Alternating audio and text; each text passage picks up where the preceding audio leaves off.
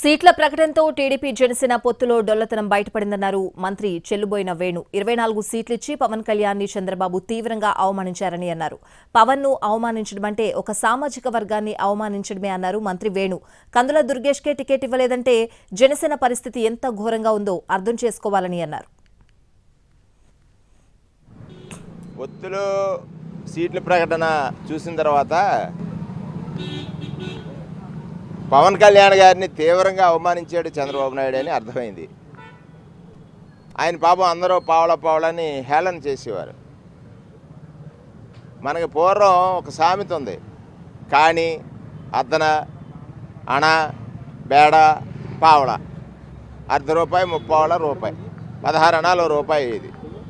ఇవాళ ఏ స్థితికి తీసుకొచ్చాడంటే చంద్రబాబు నాయుడు గారు, నువ్వు పావళ కూడా పనికిరావు నాయన, బేడ మీద కాసు అన్నట్టుగా తీసుకొచ్చాడు. బేడ మీద కాసు అంటే అవమానం చేస్తున్నాడు కదా, అవమాన